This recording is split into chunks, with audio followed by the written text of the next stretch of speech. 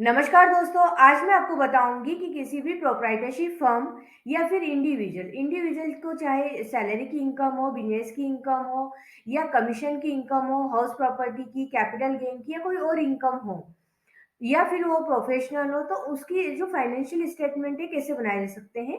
Financial statement में आएंगे तो trading and profit and loss account और बैलेंस शीट और साथ में कैपिटल अकाउंट भी आपको बनाना होगा। तो ये इस वीडियो को देखने के बाद यदि आपको अकाउंट्स का नॉलेज नहीं है तो भी आप अपनी बैलेंस शीट बहुत ही आसानी से बना सकते हैं।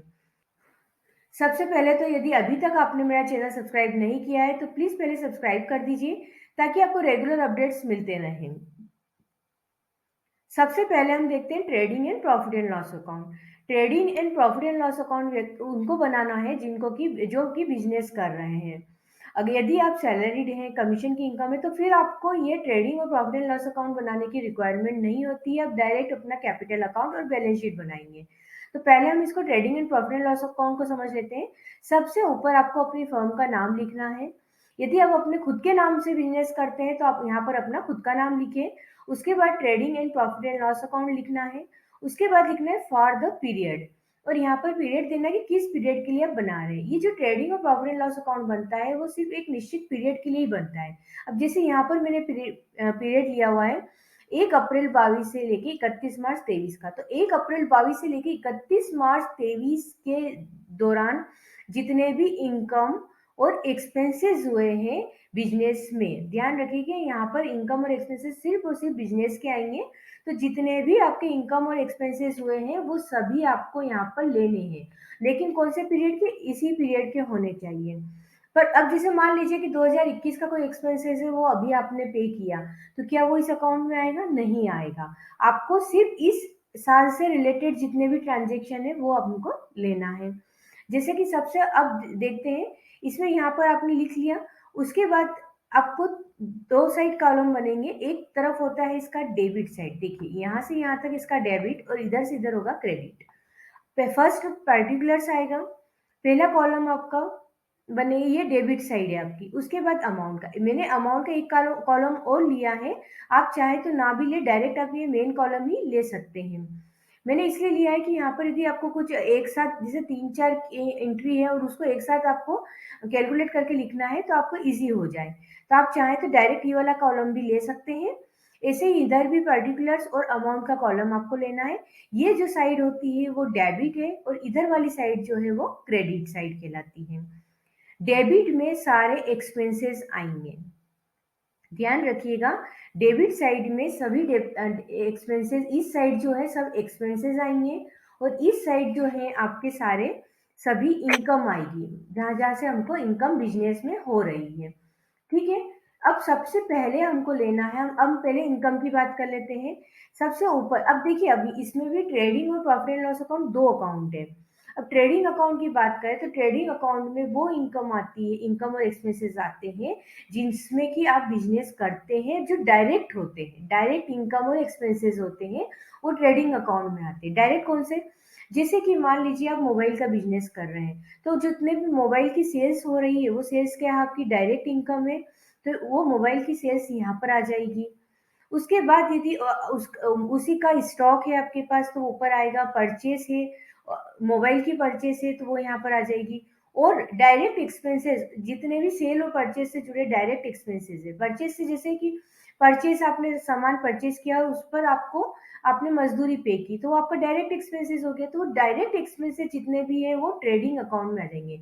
जो ट्रेडिंग एंड पेंडल का जो ऊपरी भाग जो होगा वो फर्स्ट इसमें कौन सा आता है?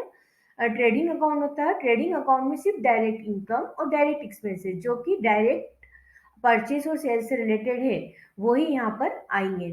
तो इस तरह से हमने क्रेडिट में आपको इनकम लेना है तो हम बाय सेल्स लिया। अगर कोई सेल्स रिटर्न हुआ है तो यहीं पर हम लेस कर देंगे और नेट इनकम यहाँ पर आपकी आ जाएगी। उसके बाद आता है सेल्स के बाद यदि आपके पास कोई क्लोजिंग स्टॉक बच गया है तो वो क्लोजिंग स्टॉक आपको यहाँ पर लेना है।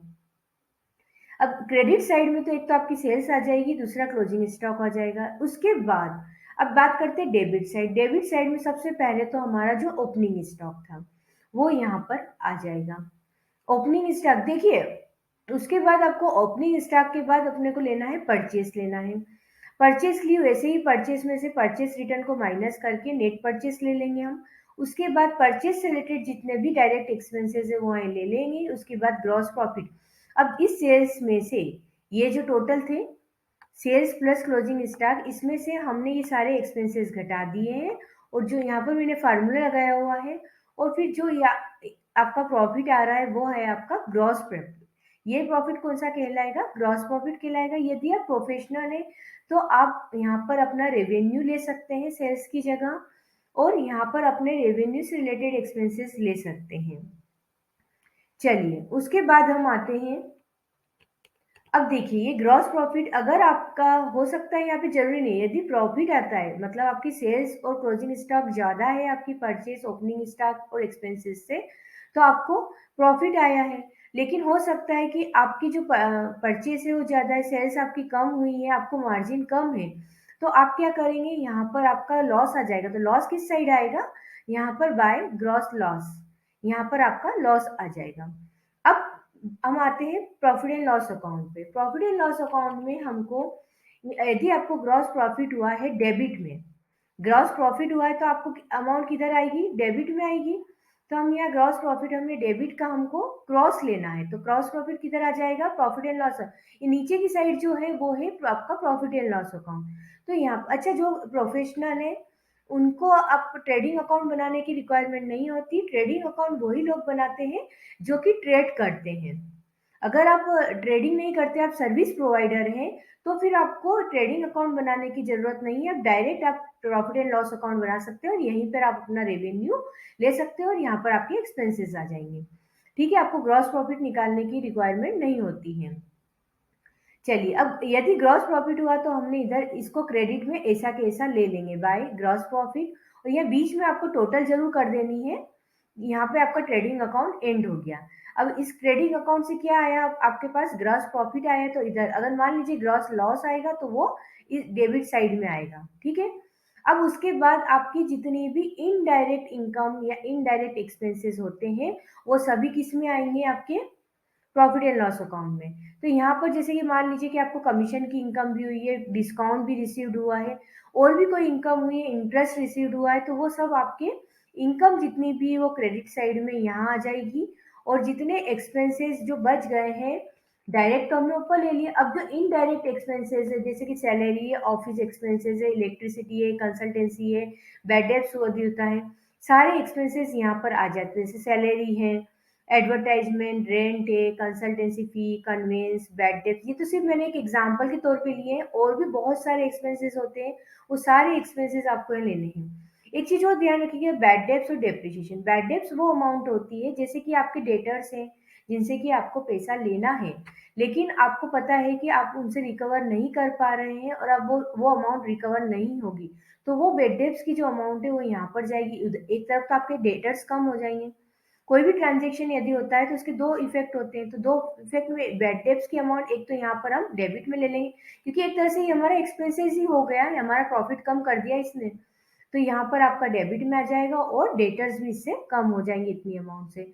डेप्रिशिएशन, डेप्रिशिएशन भी हमको क्या किस पे लेते हैं? फिक्स्ड एसेट्स जैसे प्लांट मशीनरी होती है, फर्नीचर होता है, कंप्यूटर्स हैं, इन सब पे हम डेप्रिशिएशन कर निकालते हैं। तो डेप्रिशिएशन भी आपको यहाँ पर लेना होता है।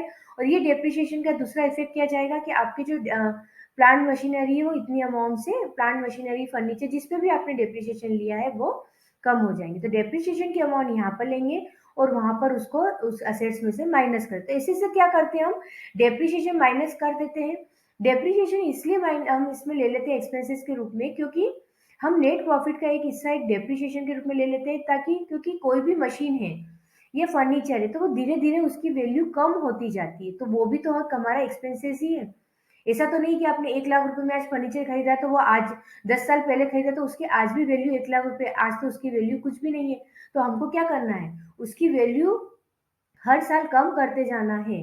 ये हम उसकी लाइफ के ऊपर डिपेंड करता है कि जैसे फर्नीचर मान लो 10 साल चलेगा, तो हम 10 साल में उसको राइट ऑफ कर देते हैं, धीरे धीरे धीरे धीरे करके हम उसकी वैल्यू कम कर देंगे, 10वें साल में जाके उसकी वैल्यू नील हो जाएगी।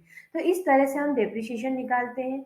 बाकी ऑफिस एक्सपेंसेस है, discount, electricity, mobile, courier, other expense, सारे एक्सपेंसेस इनडायरेक्ट एक्सपेंसेस, ध्यान रखिएगा डायरेक्ट किधर जाएंगे, ट्रेडिंग में, और इनडायरेक्ट इनकम और expenses profit and loss account में आएंगे। और यदि आप ट्रेड करते हैं तो ही आपको ट्रेडिंग अकाउंट बनाना है, नहीं तो आप direct profit and loss account बना सकते हैं। अब देखिए ये टू नेट प्रॉफिट, यदि आपकी इनकम ज़्यादा है, एक्सपेंसेस कम है, तो यहाँ पर आपका नेट प्रॉफिट आ जाएगा। ये नेट प्रॉफिट कैसे आया, इन तीनों की जो टोटल थी उसमें से हमने ये वाली टोटल, यहाँ सारे एक्सपेंसेस, ये जो एक्सपेंसेस है वो माइनस कर दिए, और यहाँ पर जो आ गया वो नेट प्रॉफिट आ गया है। और यहाँ पर हम टोटल लगा देंगे। देखिए दोनों टोटल बराबर होनी चाहिए, क्योंकि जो डिफरेंस था वो हमने नेट प्रॉफिट यहाँ पे ले लिया। तो अब ये जो टोटल है वो बराबर आ जाएगी। यहाँ पर मैंने फार्मूला लगाया हुआ है, यदि आप इसको सैंपल के रूप में आप इसको देखना चाहते हैं, प्रैक्टिस के लिए आपको चाहिए, तो ये शीट आप डाउनलोड कर सकते हैं, इसकी लिंक मैं डिस्क्रिप्शन बॉक्स में दे दूंगी। तो यहाँ इसमें आपके फार्मूले भी हैं, आप जैसे ही अमाउंट डालेंगे आपका नेट प्रॉफिट और टोटल सब ऑटोमेटिक वो ले लेगा।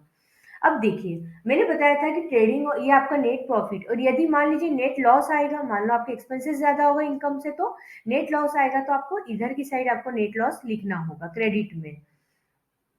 अब ट्रेडिंग और प्रॉफिट एंड लॉस अकाउंट से क्या हुआ कि आप ना, हमने इसका एक ही साल का क्यों बनाया जाता, कि इस साल अब हमको इन एक्सपेंसेस और इनकम से कोई मतलब नहीं, अब हमको किससे मतलब है, सिर्फ और सिर्फ नेट प्रॉफिट के। हमको इस साल इतना नेट प्रॉफिट हुआ है, और ये प्रॉफिट की अमाउंट ही आगे जाएगी, कि ये एक्सपेंसेस और ये तो हम कर चुके हैं, ये हमको अब आगे नहीं ले जाने हैं। हमको अब आगे क्या ले जाना है, सिर्फ नेट प्रॉफिट हमको आगे ले जाना, मतलब आगे मतलब आने वाले साल में, नेक्स्ट ईयर में हमको क्या ले जाना, हमारा जो नेट प्रॉफिट बचा है वो हमको ले जाना है। बाकी इन चीजों से हमको कोई मतलब नहीं है। ये इसीलिए ट्रेडिंग और प्रॉफिट एंड लॉस अकाउंट जो बनता है वो ईयरली बनता है, जिस भी पीरियड का, जरूरी नहीं ईयरली है, जिस पीरियड का आप बनाना चाहे केवल उसी पीरियड की इंफॉर्मेशन उसमें, उसी पीरियड के ट्रांजेक्शन आते हैं। एक बात और है कि जैसे हम 31 मार्च को हम प्रॉफिट एंड लॉस अकाउंट बना रहे हैं, लेकिन 31 मार्च को हो सकता है कि बहुत सारे एक्सपेंसेस है जो कि हम नहीं पे कर पाते, जैसे इलेक्ट्रिसिटी बिल है, मोबाइल का बिल है, हम मार्च के बिल कब पे करेंगे, अगस्त, मार्च के बिल अप्रैल में पे करेंगे। तो ऐसी स्थिति में आपको आउटस्टैंडिंग एक्सपेंसेस करके यहाँ पे क्या लिखेंगे आप, टू आउटस्टैंडिंग एक्सपेंसेस, और जितने भी पेमेंट मार्च के वो अमाउंट यहाँ पर ले लेंगे। ठीक है, तो मतलब इस साल के एक्सपेंसेस, 12 मंथ्स के एक्सपेंसेस आपको इसमें लेना ही है। अगर आपने वो पेमेंट नहीं किया है या नहीं किया तो भी आपको लेना है। अब क्या हुआ, आपने एक्सपेंसेस, आउटस्टैंडिंग एक्सपेंसेस तो आपने मान लीजिए यहाँ पर ले लिए, लेकिन अब वो आउटस्टैंडिंग एक्सपेंसेस आप पे कब करेंगे, नेक्स्ट ईयर, तो इसके लिए आपको बैलेंस शीट में भी उसका इफेक्ट लेना पड़ेगा। अगर आपने आउटस्टैंडिंग एक्सपेंसेस लिए, ऐसे ही इनकम का भी है, कोई इनकम है जो कि अभी आपको रिसीव्ड नहीं हुई है, लेकिन इस साल आपने वो काम तो कर दिया, आपने माल बेच दिया, या आपका कुछ भी इंटरेस्ट भी है, तो इंटरेस्ट आपका है तो इसी साल का, तो आपको इसी साल उसको लेना है। यही इनकम में लिखना है, अक्रूड इनकम आपकी यहीं पे आ जाएगी, जितना भी आउटस्टैंडिंग है या इस साल की इनकम है सब आपको इसमें लेना है। हाँ, लेकिन अब वो उसका इनकम कब आएगी आपकी, नेक्स्ट ईयर, एक्सपेंसेस और आउटस्टैंडिंग कब होंगे, नेक्स्ट ईयर, तो हमको उसका इफेक्ट बैलेंस शीट में भी देना होगा। क्यों देना होगा वो भी मैं अभी आगे आपको बताऊंगी। ठीक है, यहाँ से आपने देख लिया आपका नेट प्रॉफिट इतना हो गया। अब हम इसके बाद बनाते हैं बैलेंस शीट। अब बैलेंस शीट में सबसे ऊपर वही आपका नाम आएगा फर्म का, फिर बैलेंस शीट लिखेंगे, और बैलेंस शीट में ध्यान रखिएगा, अब P&L में मैंने लिखा था फॉर द पीरियड, लेकिन यहाँ पर लिखेंगे एज ऑन 31 मार्च 2023। ऐसा इसलिए कि बैलेंस शीट जो होती है ना, बैलेंस शीट आपकी इस जो भी तारीख पे, आप जिस तारीख पे भी आप बनाते हैं ना, उस तारीख पे आपकी पोजीशन बताती है कि इस तारीख पे आपके पास आपकी इतनी लाइबिलिटी है, और आपके ऊपर इतनी आपके पास इतनी असेट्स है, और आपके पास इतनी लाइबिलिटी है।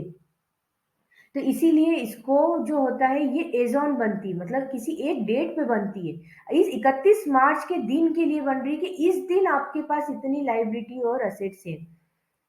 लेकिन P&L अकाउंट, ये ट्रेडिंग अकाउंट जो होते हैं वो सिर्फ साल के बनते हैं, उनमें से अब सिर्फ नेट प्रॉफिट आपका जो है इस साल आता है आगे, मतलब बैलेंस शीट में वो चीजें आती है जो कि नेक्स्ट ईयर भी फॉरवर्ड होनी है। नेक्स्ट ईयर कौन से, जैसे आपने किसी से 10 लाख का लोन लिया, आपने इस साल तो 1 लाख का पेमेंट कर दिया, और पेमेंट कर दिया और गया, अब बचा कितना है, 9 लाख रुपए। तो 9 लाख की लाइबिलिटी आपको यहाँ पर लेना होगी, क्यों, क्योंकि 9 लाख की लाइबिलिटी जब तक आप पे नहीं करते तब तक वो लाइबिलिटी रहेगी। तो बैलेंस शीट में वो चीजें आती है, वो आइटम आते हैं जो कि हमको फ्यूचर में ले जाने हैं। ठीक है, इस तारीख पे, तो ये एक तारीख वाइज बनती है कि इस तारीख पे कंपनी की ये पोजीशन है। जो जो भी देखा जाता है ना, बैलेंस शीट देखी जाती है। प्रॉफिट एंड लॉस से तो क्या देखा जाता है, प्रॉफिट कितना आया है, बाकी एक्सपेंसेस वगैरह तो वो तो हो गए, वो हर साल होंगे। लेकिन इसमें आपको नेक्स्ट ईयर आप अब बैलेंस शीट देखेंगे तो आपको समझ में आएगा कि आज की तारीख में हमारे पास इतनी लाइबिलिटी है और इतनी असेट्स है, कौन कौन सी लाइबिलिटी है, कौन कौन सी असेट्स है। अब इसके साथ ये, अब मैंने एक चीज और बताई थी आपको कि आउटस्टैंडिंग एक्सपेंसेस जो है, या फिर अक्रूड इनकम है, या फिर कोई ऐसे एक्सपेंसेस है जो आपने पहले से ही कर दिए। देखिए, मैंने एक चीज और बताना भूल गई कि आउटस्टैंडिंग एक्सपेंसेस आप इधर ले लेंगे, लेकिन कोई एक्सपेंसेस हो सकता है कि आपने अप्रैल के एक्सपेंसेस मार्च में कर दिए, तो एक तरह से वो आपको नेक्स्ट ईयर नहीं करने हैं, तो आपको आउटस्टैंडिंग एक्सपेंसेस तो आपको डेबिट में लेने हैं, लेकिन यदि वो कहलाता है आपके प्रीपेड एक्सपेंसेस, या प्रीपेड इनकम भी होती है जो कि आपने पहले से कर दी हो। तो ऐसी स्थिति में वो आपको यहाँ पर लेना है, क्रेडिट में लेंगे। आउटस्टैंडिंग एक्सपेंसेस डेबिट में आएंगे और प्रीपेड एक्सपेंसेस क्रेडिट में आएंगे, क्योंकि वो आपने पहले से ही कर दिए हैं। अब आपको ये इस साल के नहीं है, तो इस साल के नहीं है, आपको यहाँ क्रेडिट में लेना, और इसका इफेक्ट भी अच्छा, इसका बैलेंस शीट में भी क्रॉस इफेक्ट, बैलेंस शीट में कैसे जाएगा इसका सेकेंड इफेक्ट, वो भी मैं आपको बताती हूँ। अब बैलेंस शीट में आते हैं, जैसे मैंने बैलेंस शीट में बताया आउटस्टैंडिंग एक्सपेंसेस। आउटस्टैंडिंग एक्सपेंसेस कौन से, जो कि अब हमको मार्च के एक्सपेंसेस नेक्स्ट ईयर में पे करने हैं, तो हम इसको बैलेंस शीट में क्यों लेंगे दूसरा इफेक्ट, क्यों, क्योंकि वो हमको आज की तारीख में आगे ले जाना है ना। अब आप एक्सपेंसेस आगे नहीं ले जाओगे तो आप पेमेंट कैसे करोगे, तो वो आगे ले जाने के लिए आपको यहाँ, वो आपकी लाइबिलिटी ही कि आपको वो एक्सपेंसेस पे करने हैं, तो वो एक्सपेंसेस आपके यहाँ पर लाइबिलिटी में आ जाएंगे। तो देखिएगा, आपने जो डेबिट साइड लिया था, वो डेबिट साइड के आउटस्टैंडिंग एक्सपेंसेस नीचे बैलेंस शीट में डेबिट में, यहाँ पे लाइबिलिटी में आ जाएंगे। तो यहाँ पर जो करंट लाइबिलिटी उसमें आउटस्टैंडिंग एक्सपेंसेस यहाँ आ जाएंगे। अगर मान लीजिए प्रीपेड एक्सपेंसेस है वो इनकम में लिए थे, इस साइड क्रेडिट में लिए थे प्रॉफिट एंड लॉस अकाउंट में, तो हम यहाँ असेट्स में आपके आ जाएंगे, क्योंकि वो एक्सपेंसिव हम ऑलरेडी पे कर चुके हैं, तो प्रीपेड एक्सपेंसेस असेट्स में आएंगे, और आउटस्टैंडिंग एक्सपेंसेस जो है वो लाइबिलिटी में आएंगे, क्योंकि वो अब हमको पे करना है।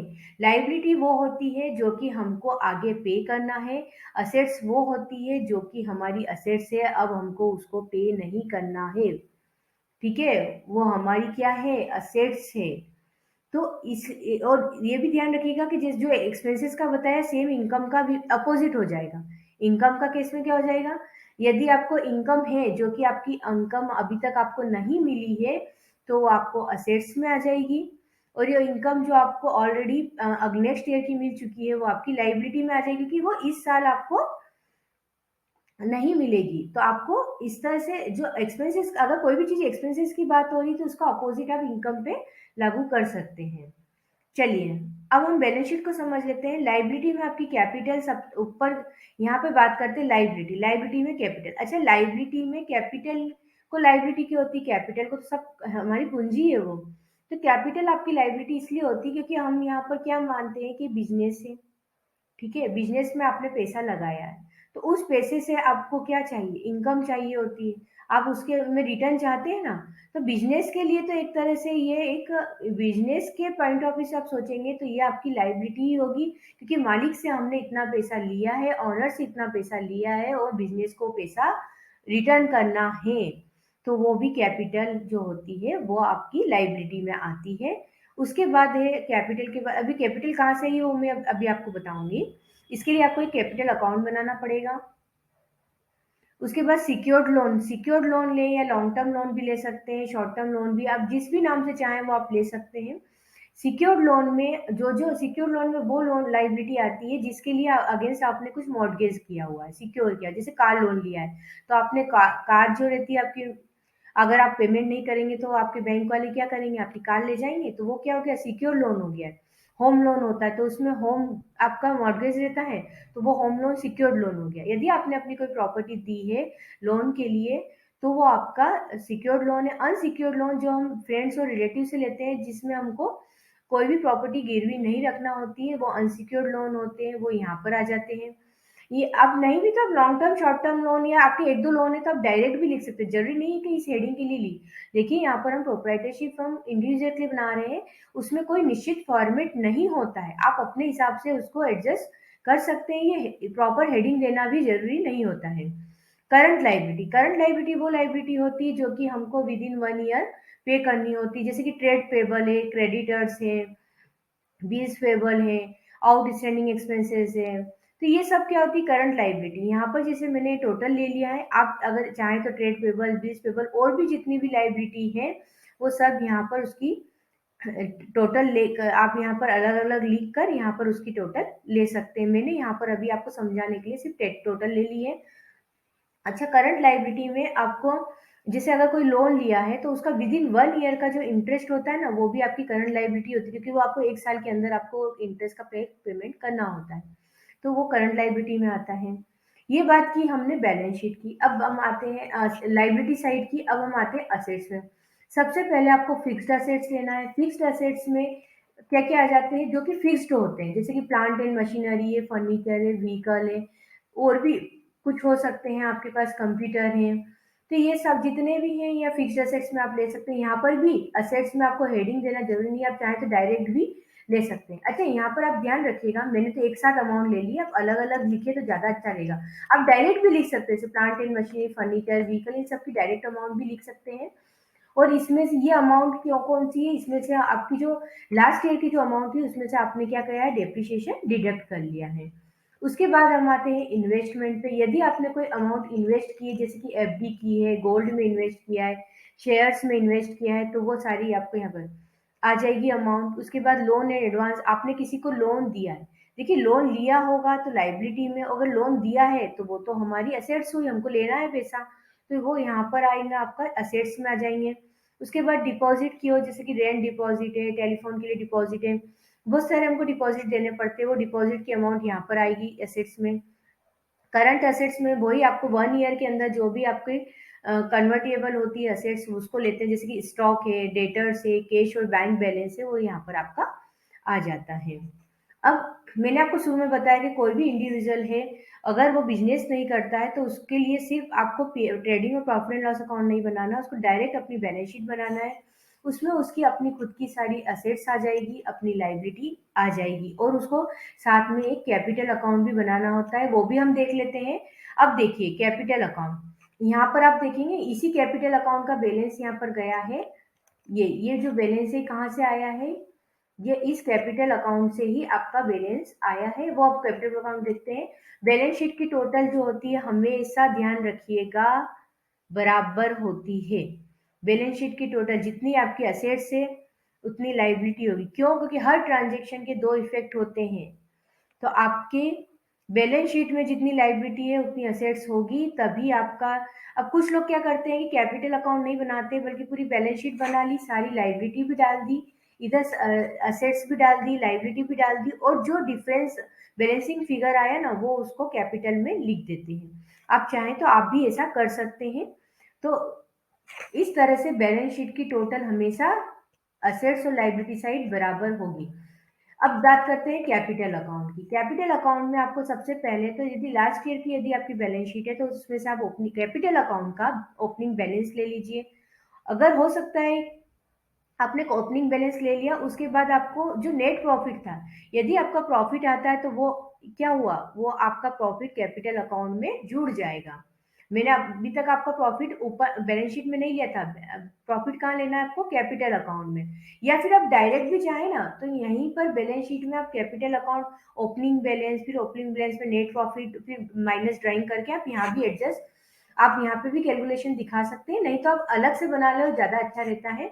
यहाँ पर आपको अपना ओपनिंग बैलेंस लेना है कैपिटल अकाउंट का, उसके बाद नेट प्रॉफिट जो भी आपका प्रॉफिट एंड लॉस अकाउंट से आया है वो आपका यहाँ पर नेट प्रॉफिट आ जाएगा। अच्छा, इसके बाद यदि कोई सैलरीड व्यक्ति है तो वो सैलरी की इनकम यहाँ आएगी।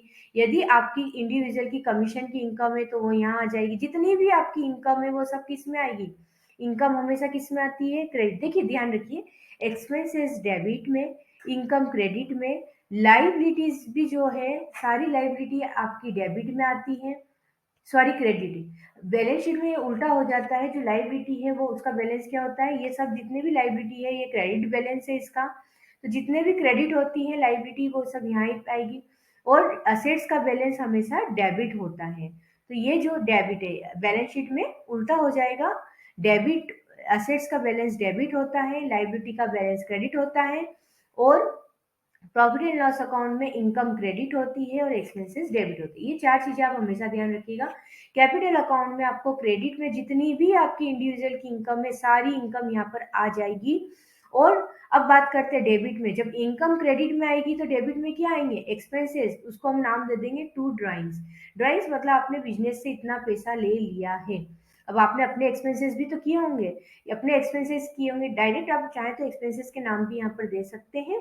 जैसे कि आप कोई सैलरीड व्यक्ति है तो उसका तो कोई नेट प्रॉफिट नहीं होगा, वो तो डायरेक्ट यहाँ पर क्या लेगा? अपनी सैलरी लेगा और उस सैलरी के अगेंस्ट जितने एक्सपेंसेस हुए और जो बैलेंस उसका बच गया, बस वही उसका बैलेंस शीट में चला जाएगा।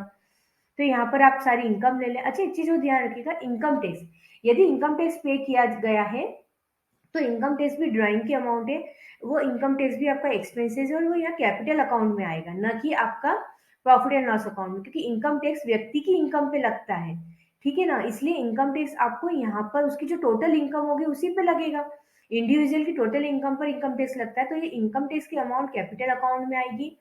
और यहाँ पर और भी कोई उसने एक्सपेंसेस किए तो सारे एक्सपेंसेस डेबिट में आ जाएंगे और जो बैलेंस बचा है वो क्लोजिंग बैलेंस आ जाएगा। और ये क्लोजिंग बैलेंस कहाँ जाएगा? यहाँ पर आपका बैलेंस शीट में आ जाएगा। तो फ्रेंड, इस तरह से आप इंडिविजुअल की आप balance sheet, profit and loss account, trading account बना सकते हैं।